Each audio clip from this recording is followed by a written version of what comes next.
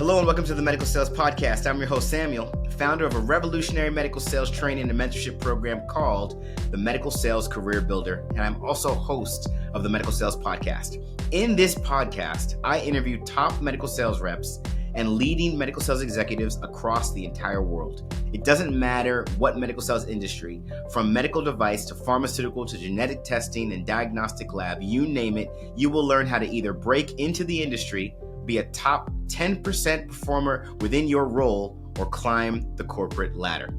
Welcome to the Medical Sales Podcast.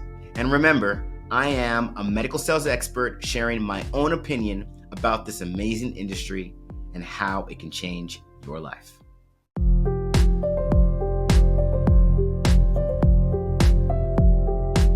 Welcome back to the Medical Sales Podcast.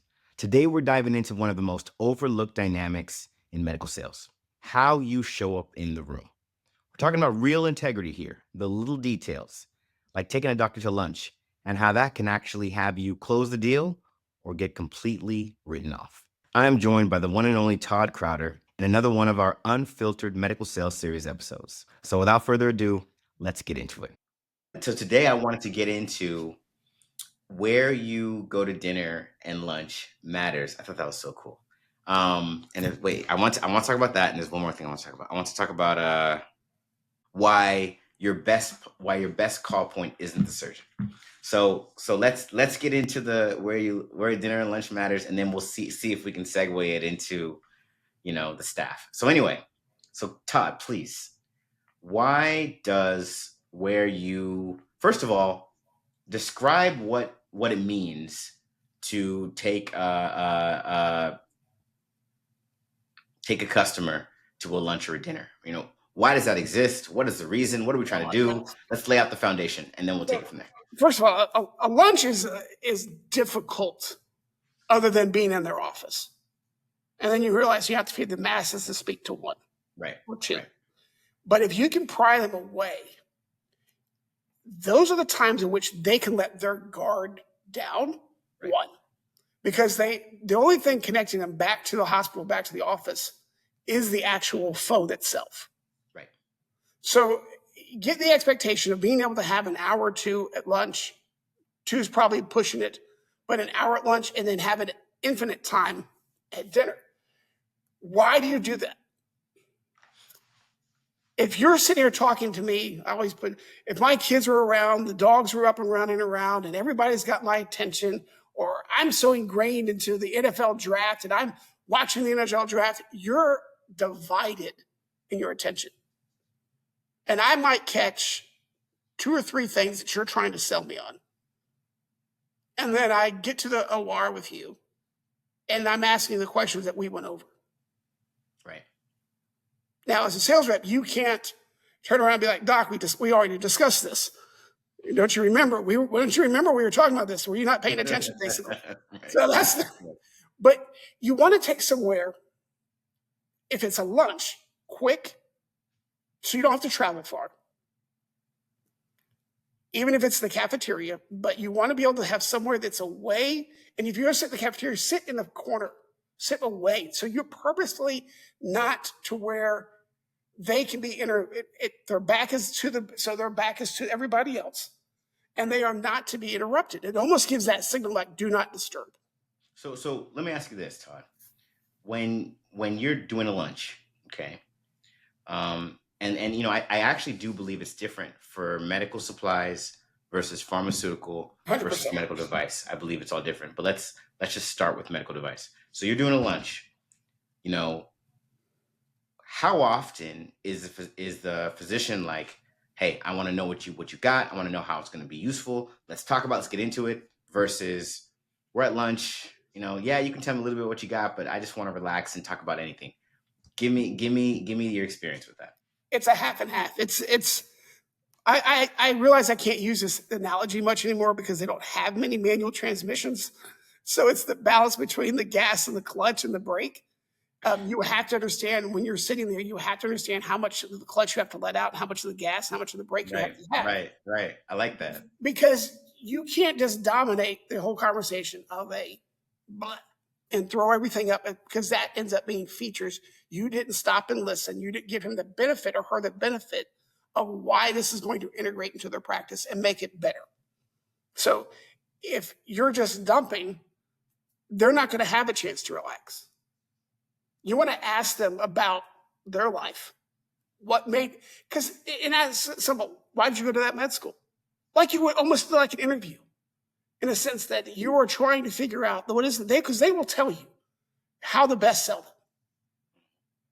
Don't tell me everything about this stuff. They're not going to directly tell you, but if you listen and you understand how they work and you understand how they make their decisions, and that's why you have to have almost like interview type questions. Sure. Show you're interested in them. Oh, wow, you've got kids. What are your kids into? If they're like, oh, who knows? I've got a doctor that anytime you ask him about his kids, he just calls them the little pains in the butt. Well, that doesn't do you any good by going to ask how the pain in the butt's doing. I mean, that doesn't really foster a conversation other than a few laughs. Sure. But why are you a surgical oncologist? What do you think the most difficult thing about your practice is? And it's not just the patients coming in here and the timing. You've got to be willing to sit there and have that time frame. So you build that. Okay, can I have an hour? Let me take you to lunch. If you can't go out of the office, let's just go to the cafeteria. Let me buy you lunch and just give me a little while. That way you can move away. Dinner's even better. It's going to cost you more. I get it. But it's well worth the investment. The ROI is greater because you can then sit there and have a very comfortable evening. Sure. It's going to be a time frame in which you need to understand how you have all the logical. You want to have everything set up to where you can go deep and nerdy with your product, benefits that need to be talked about. But there's one of the things I put in there. It's important to know about every topic there is, not just your own products. And that's where that comes into play as well. Because I had a surgeon one time, and she was the biggest Pittsburgh Steelers fan I've ever met in my entire life, outside of Pittsburgh. I know nothing about Pittsburgh Steelers. Sure. But every single day before I would go to her surgery, I would download every information, every rumor there was about the Pittsburgh Steelers. And I could walk in there, and whatever she wanted to talk about the Steelers, man, I was a Steelers. I might as well have been the biggest Steelers fan, waving the terrible towels and everything. Momentary Pittsburgh Steelers expert. Yes, but you've got to be willing to do that, because that's going to be the difference of separation. You want to know why you separate yourself from your competition. And we talked about at the beginning why you don't need to badmouth your competition. Right. Because you've sat there and made it a point that you're a person that has a product that can serve the need of the surgeon. And you've been able to do that by separating them away from every other distraction there possibly can be. If you sit down in a restaurant, let their back almost be to the entrance, so they don't see somebody coming in that they might all of a sudden get distracted by. So, okay. So this exists for all across the board: med device, med supplies, pharma, even diagnostic, you name it. If a physician's involved and lunch or dinner's involved, this exists. Now, I think dinner's a little different, because you're right. Dinner, like, everyone's let their guard down, and you can talk about so many things because you have so much time usually at a dinner. But at lunch, in our med sales boot camp, we get clients that come into our program and say, hey, I'm a sales rep and I can't figure out how to properly have this conversation. When I opened up the door to try to develop a relationship, the doctor just wants to talk about the relationship, and they don't even want to talk about my products. When I gave the doctor nothing but products, the doctor didn't even want to have lunch with me anymore. So how do I figure out, how do I have the right kind of conversation to do a little bit of both? And so what I want to ask you, Todd, is when you hear that, how would you recommend a rep practice being able to masterfully have that conversation to have the right amount of rapport development versus the right amount of product talk? It is more on the lines of dating than anything else you could possibly do. You want to have that surgeon so comfortable with you. He or she doesn't really care about the product. They probably look the product up themselves by that time frame. Sure. They probably Sure. talked to a couple of their colleagues. Sure. They're really interviewing you at that time frame to see if they want to do business with you. And if you're just there and they feel in their heart, or they feel from a staff point that you're just there to get a sale and I'm nothing more than a number, and you're falsely trying to build a relationship so that I can be manipulated, they're going to snuff that out. Right. And when you're telling me that, well, no, when I go and bring them my widget and I said, here, doc, this is what it can do, all of a sudden you see the window go up. You need to have a radar that goes off in your head and train your mind to go, stop, pull back, and say, we can talk about this when we ever do a case. You have to have enough emotional and situational intelligence to be able to understand the room that sits in front of you doesn't really want to hear about your product. They're a relationship individual. They want to know somebody wants to know them versus just wants to use them. And I think we as reps, whether it's pharma, device, diagnostic, whatever the case might be, even managers, we don't stop and say, I want to invest in you. Sure. So if they don't feel invested into,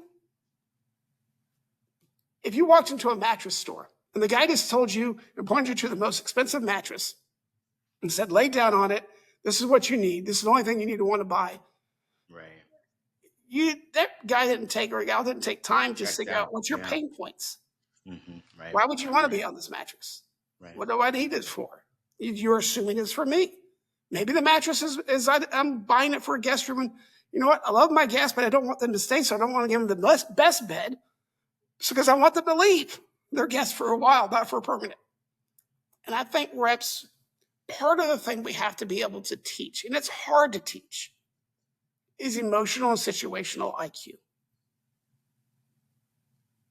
Now, one thing in that vein, because you're right, that is kind of challenging to teach. I mean, really, outside of, I hate to say it, but outside of role playing, how do you truly master this?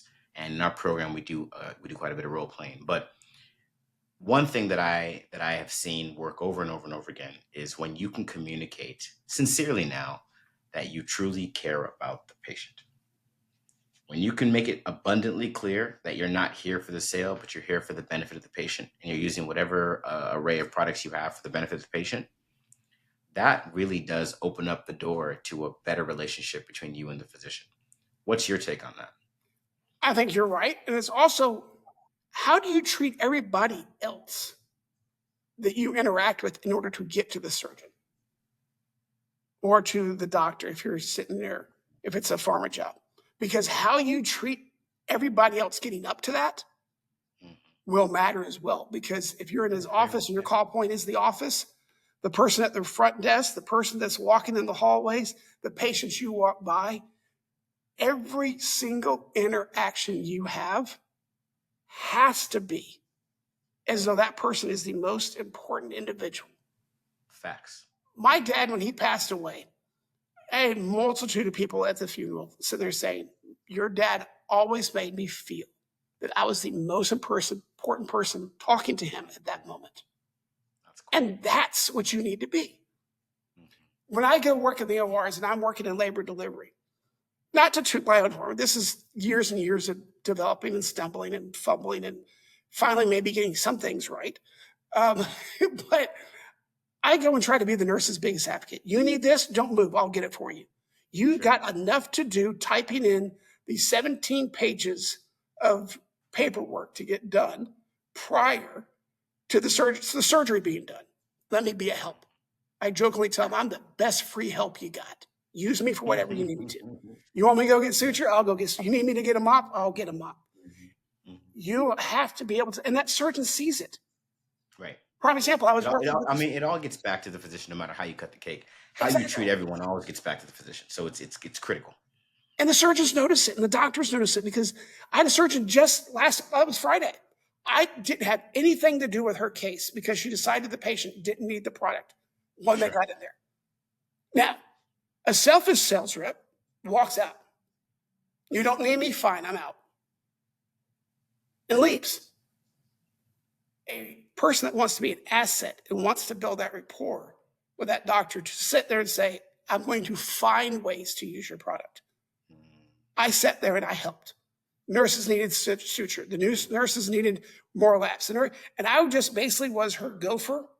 And I walked out of the thing and I said, hey, doc, I appreciate you letting me be in there. She goes, no, I appreciate you helping the staff out because that made their job easier, even though I didn't use your product. I said, doc, I'm just here to make everybody's life easy.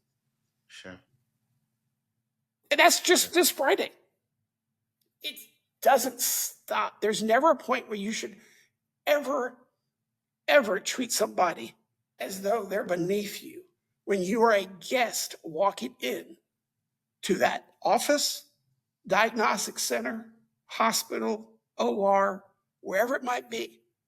Those that are successful in this business will understand that the security guard to the housekeeping to the techs to the nurses, all are more important than you are walking into that hospital. So then what's your advice then for the rep that is fantastic at this? I mean, rapport building, make them feel important. They got it down to a T, but they're not making sales.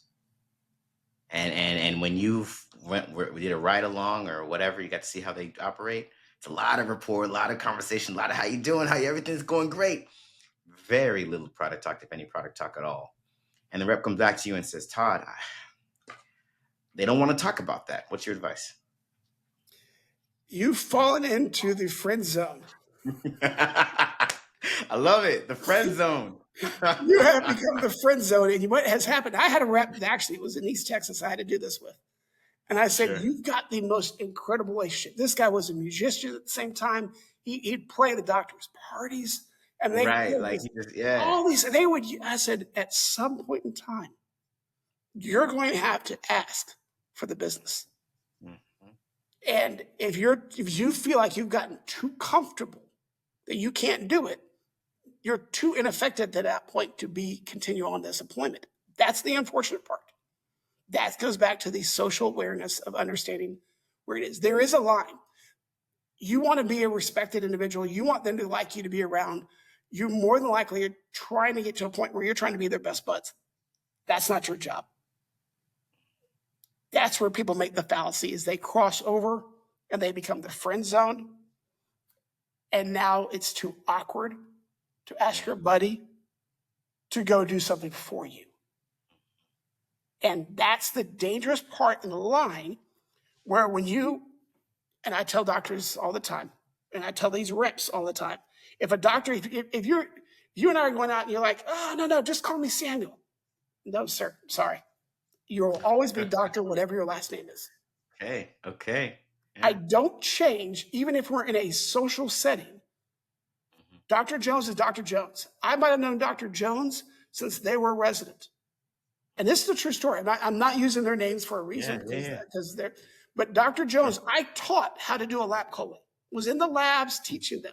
Dr. Jones then moved to Houston, Texas from being in San Antonio and became the head of surgery there at a hospital, to a point where I could call him and have him operate on my friends if I needed to. We're out and he goes, man, just call me Tom. I go, Dr. Jones, you'll always be Dr. Jones. I don't care if you and I are sitting by ourselves in your office, at my house, or anywhere else. You're Dr. Jones. And that will never, ever change. Because at the same time, you want them to respect you and feel like they can trust you and they want to be around you. But once you cross over and you get to that friend zone portion to it, you're putting yourself in a situation where you can be ineffective. Because then you feel bad. Oh, yeah, I don't want to ask Dr. Jones for that favor, but I got to make my numbers. Maybe I should. Now you've created a situation where you're ineffective for your own brand and you're ineffective for the company that you're representing. How do you bring it back? Let's say a rep is listening to this right now, and it's like, this is exactly where I'm at, and every time I go in there, I don't even know how to bring up my product. How do you bring it back? You're going to have to do a dinner. You're going to have to do a lunch. You're going to have to get them away from the office, and you're going to have a frank conversation. Dr. Jones, I really appreciate you letting me come in there to the office each time whenever I want to.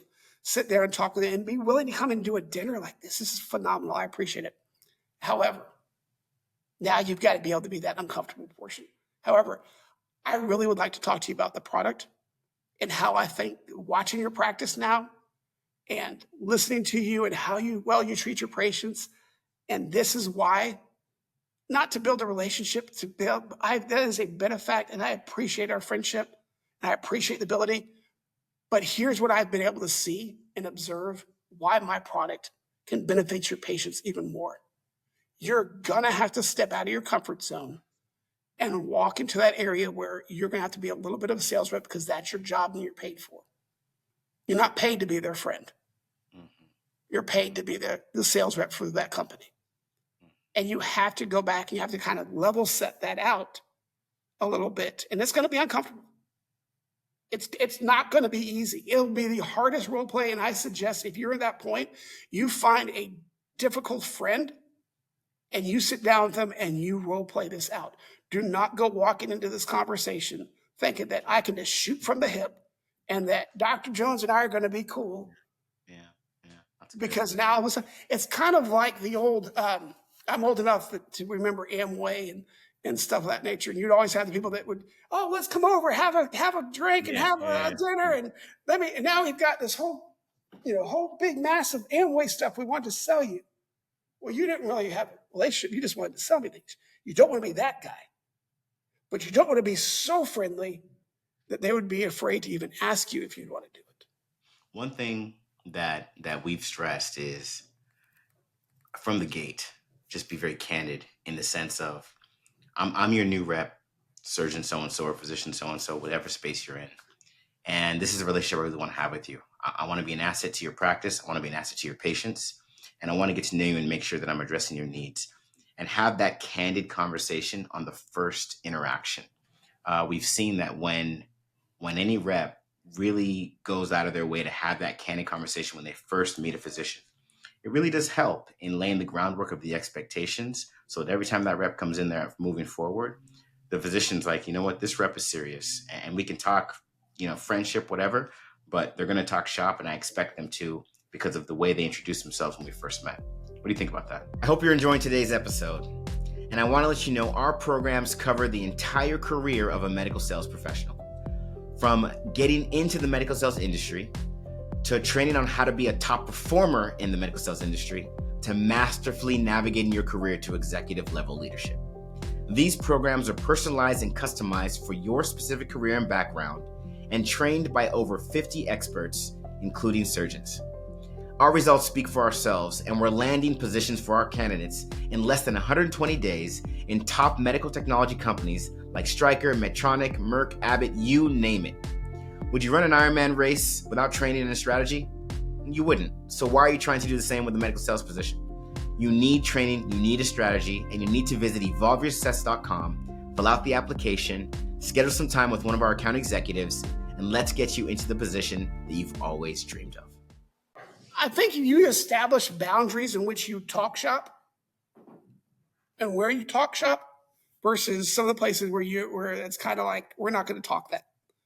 If you're able to do that, that's the perfect balance. That's the clutch and the gas pedal all matching up together and being able to take the big hill and not roll back and hit the car behind you. Mm-hmm. But you have to do it from the start, like you said.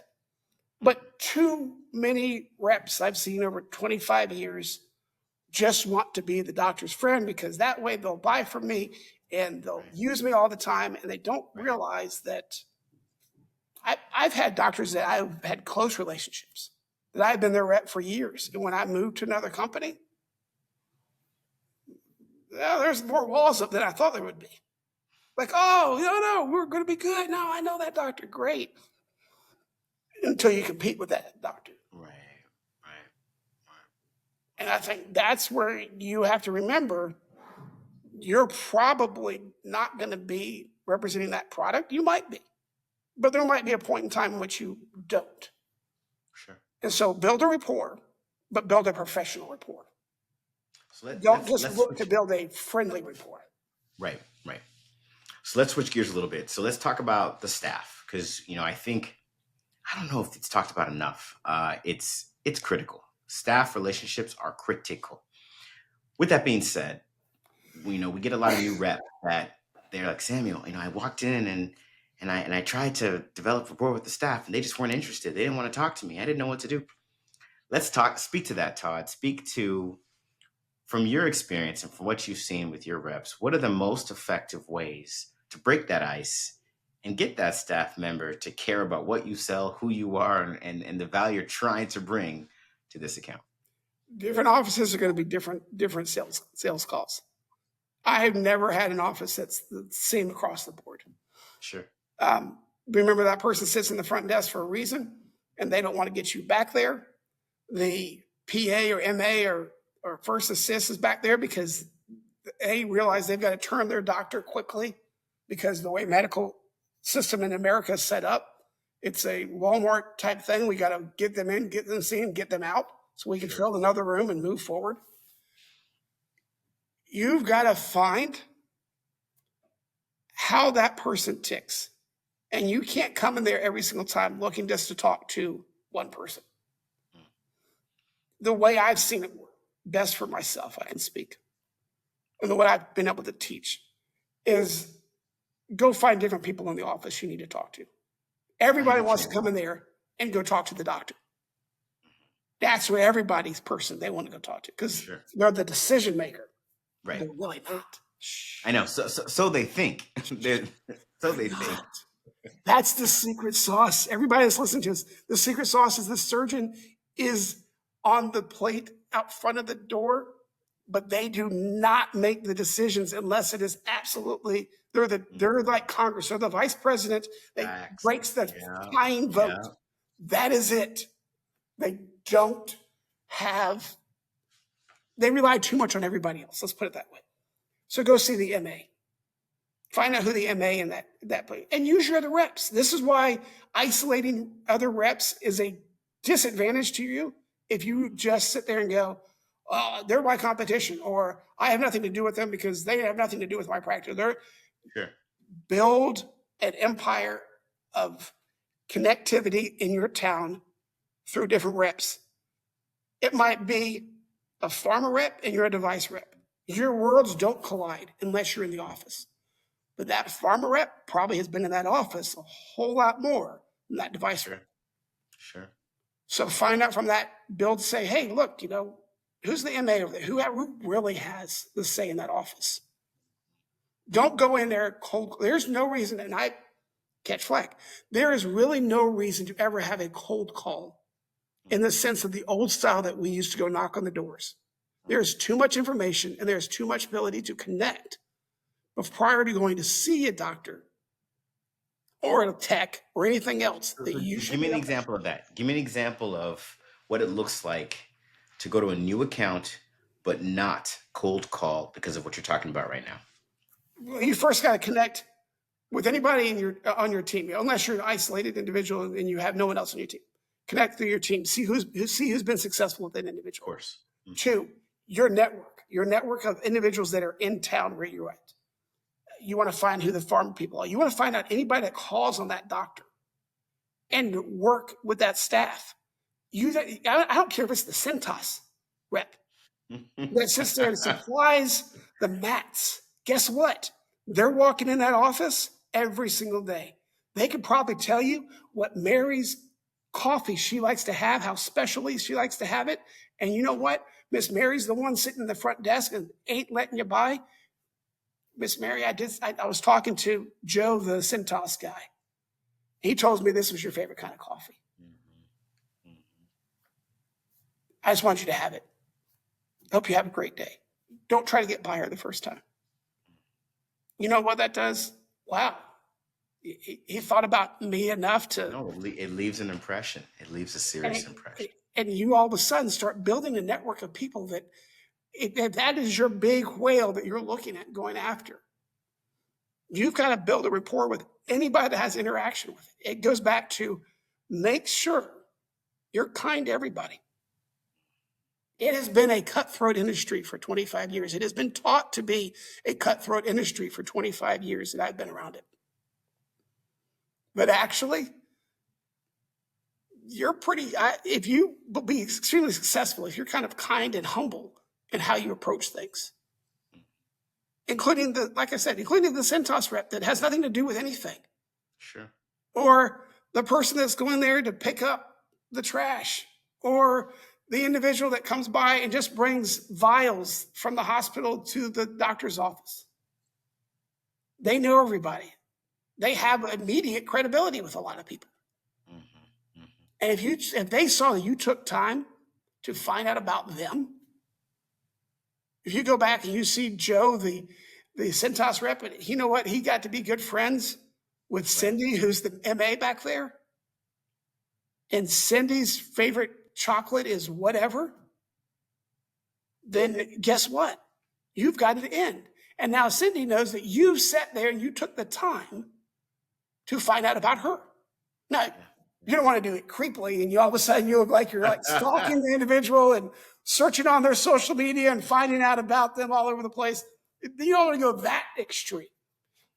But you do want to be able to see that you are trying to gather data enough to be able to show that you've cared enough to be able to find out about them.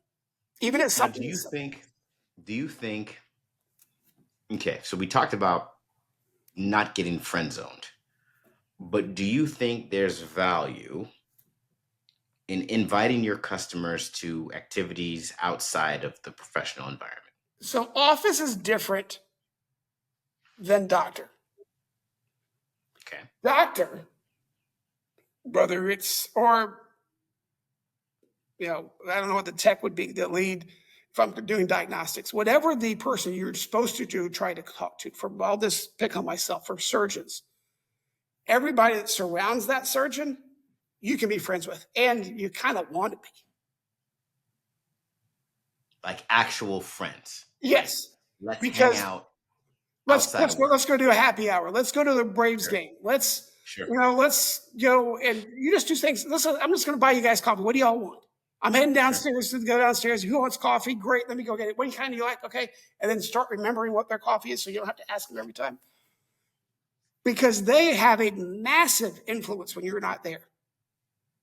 When you sit there and you walk out of an OR, or they've got a midnight call, and all of a sudden it's, do we pull this product or not pull this product? They're pulling the product. Because they're your biggest sales consultant at that point in time, because you've invested into them. They have no problem returning the favor. It doesn't have to be massive. Like, it doesn't have to be every time they see you, you have to get them coffee, but invest into those relationships, because those are the ones that are going to be beneficial in your long-term success, because those are the call points that are sitting in the doctor's ears when you're not around. And they're the ones also that will keep out your competition. Yeah, they're your champions. Because they've seen and they want to do with Samuel what Samuel's been giving us. And Samuel's such a nice guy, and his products work so well, and the patients have benefit. In their mind, they will create the patient benefactor of that being, saying, oh my gosh, our patients seem to be so much better since we've been doing this. And it would take something that would be radically different, something that's so out of this world amazing, but they would probably tell you about it before they even do anything. I have hospitals right now to this day that the techs will call me and let me know my competition is walking into the hospital. Yeah. And I actually wanted to, before we close it up today, I wanted to talk about one more thing, but it's more on we have reps that come into our program that they, for lack of a better way of saying it, they get hated on by their managers.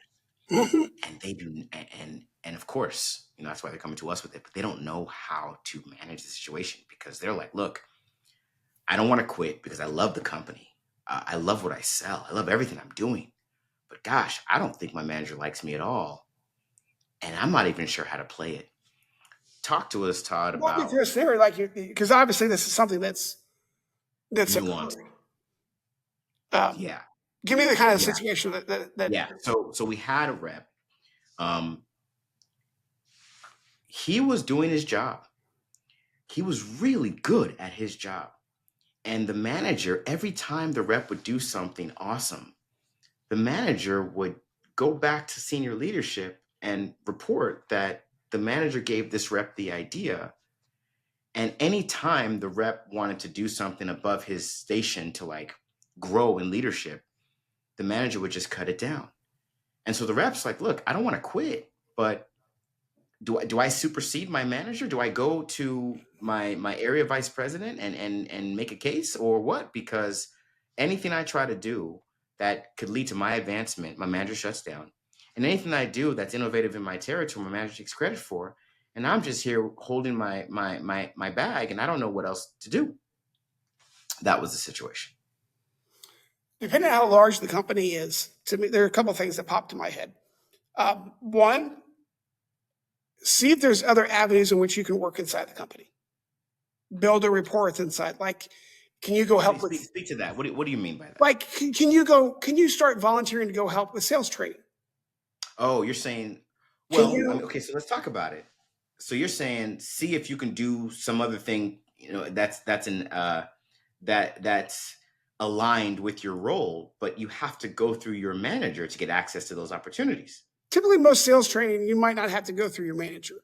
You might be able to make friends with the sales trainer, then have the sales trainer request you. Now, that might be the sales trainer requesting you might come back to your manager, but then now you've opened up more eyes. If the sales manager is reluctant to let you go, then they have to tell that sales trainer, oh no, he or she doesn't understand, blah, blah, blah. Well, now the sales trainer is involved. So now you've opened their eyes up. So in a way, you've got to kind of peel back this onion so everybody else sees it.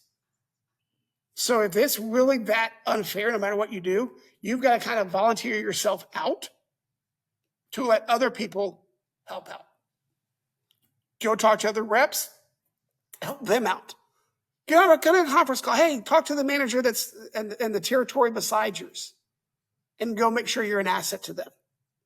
Talk to their colleague. Let's talk about that. Let's talk about that, because if you go to the neighboring territory and you talk to that manager, the first thing that manager's going to do is tell your manager that they talked to you. So not about the situation. So you want to again? No. I'm not even talking about the situation. I'm just saying, if you're going to another manager, that manager's going to say, "Oh yeah, oh thank you for wanting to help, Samuel. That's fantastic." And they're either going to say, "Have you spoken to your manager about this?" Or they're going to call your manager directly and say, "Hey, I just wanted you to know Samuel reached out to us and he wants to help do this, that, and the other."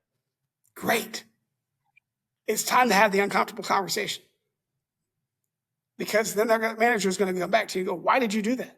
"I just wanted to be an asset. I talked to Joe over there, and Joe and Cindy were having problems, and I dealt with this and been able to surpass it. So they thought it'd be good if I got on a conference call with them and talked to their manager." "Well, why didn't you tell me?" "Well, I didn't really think it was necessary because I was doing this after hours, and now a manager knows." Like I said, you have to shine light to darkness to let things be exposed. I'm a firm believer that you have to be able to, if you're not willing to have the uncomfortable conversation because you're afraid of where it might go, sure, then you have to volunteer yourself out. If you truly love the company, love the mission, love what you're selling, and you don't want to go find your way out of that company, then you've got to expose yourself to being an asset to everybody else around. Do you support going to your manager's boss? No. Nor do I support going to HR. Unless it's been a violation of something. To say my boss is being mean and not giving me credit for things is not a way to go to HR. Sure. Our generation that I'm finding that are coming up believe they're real comfortable with going to HR. Believe that going to HR is my friend, and therefore there's no repercussions on me. So therefore I'm going to go tell HR that you're being mean to me and I'm not getting my way. That's not going to go so well for you. You're going to find yourself on a short list out the door when they first need to have someone go. And that's when all of a sudden that PIP shows up and you're not making the numbers like you should. Not a good idea. Right. Going to your boss, your boss is going to go have a conversation with your boss. And now all of a sudden the person above them is talking to them and you gave them no heads up. Now, I will admit, I come from a line of chain of command, and I believe chain of command from military days, from the way I was taught. You don't just supersede and jump somebody. And I've told other managers before, you don't have to worry. I'm not going to go over your head unless you and I have a discussion and I let you know that I'm going over your head. Because nothing's worse than a blind side, regardless of what they've done to you, unless it's been unethical and immoral. Sure. There's no reason. Just because you disagree with the way you should get to the end doesn't mean you go jump the individual and go to their boss because you're not getting credit for it, or you're not having the same light shine on you as everybody else's. That's why you volunteer yourself out. Because if everybody else sees that you're phenomenal and that, my goodness, Sam's up here like every other training class to help out, and he's making his numbers. Wow, that's an all-star. Hey, Todd, you're lucky to have Sam. Right. Well, what do you mean? Then it just makes it easy. Yeah, I get what you're saying. So that's why you expose the light. That's why, at least that's what I call it. Expose the light into the darkness so that everybody else can see that you're a top performer. And then the narrative that individual might be painting against you wouldn't hold luster because everybody else would be able to see. Now, when you retract yourself and you get all bugged down and all you do is you have your little tight circle you talk to, and it's the circle of doom, you're just all sitting there shooting at each other and nothing's ever going to get done. And that manager can continue to press down on you. The manager more than likely is not very confident in their own abilities. Sure. They probably don't understand the business as well as they do, so they begin to micromanage and they begin to take credit for it. Sure. They're not like a pack of wolves where the lead wolf is in the back pushing everybody forward. Right. They're trying to say, you have to follow me and I will show the way. You know, there was a great story one time. Larry, you know Larry Bird, the legend basketball player. Mm-hmm. Of course. So, if you ever listen to him give the story, that phenomenal story about when after he left, he became the head coach of the Indiana Pacers. And he said, I was an utter failure because I could not understand why they would not sit there and do the exact same thing I told them to do every single time and beyond. They wouldn't sit there shooting free throws. They wouldn't sit there shooting threes. They wouldn't spend hours doing that. He said, I expected them to follow what I did and not account for the individuality of the individual. He said, I was a horrible coach. And we came into the front office where he was more removed from that. But it always stuck with me that you're right. I've been a successful rep. You don't survive 25 years in this thing without having success. Yeah. Absolutely. And be a manager of managers. Absolutely. But if all I'm doing is focus on do it the way I say to do it, I discount the fact of the talents that you have that you bring to the table. Because you're going to have the abilities to do things that I don't. The knowledge, the delivery, the understanding of the customer. Unless you're taking over my exact territory, then I can't tell you how every customer is going to be. Right. And even then, the manager has to learn to back off because that individual needs to grow that territory the way they need to grow. Facts. Look, at the end of the day, these territories are businesses. Yeah. And the best thing you can do for any business is put the right person in position and let them do their thing and support them in every way, in any way you can, as opposed to trying to do it for them. Yep. So you couldn't be more correct. Todd, this was awesome. Another fantastic segment with you. People have learned a lot today. Thank you for all the wisdom you've shared, and I love having this conversation. Oh, me too. I love this. This is the highlight of my coming into the weekend. It's like this. Anna's like, what are you doing? I go, oh, yeah, I get my other podcast ready to go. I never thought in a million years I'd be doing it. Let's go, man. If you've ever been afraid to ask for the business, or you're wondering why your relationships aren't translating into results, now you know why. This isn't about who you know. This is about how you show up, how you listen, how you lead, especially when no one is watching. Big thanks to Todd Crowder for sharing his pearls of wisdom and reminding us that being an asset is not about pushing a product. It's about what I call the 3 Ps: presence, professionalism, and patience. So if you got value out of today's episode, make sure you share it with someone out there that you know is grinding out there in the field. Keep showing up with integrity because your brand depends on it. I hope you enjoyed today's episode. And remember, I have a customized and personalized program that gets you into the medical technology industry as a sales professional or any type of role for that matter. become a top performer in your position, and masterfully navigate your career to executive level leadership. Check out these programs and learn more at evolvesuccess.com by visiting our site, filling out an application, schedule some time with one of our account executives, and allowing us to get you where you need to be. Stay tuned for more awesome content with amazing interviews on the Medical Sales Podcast.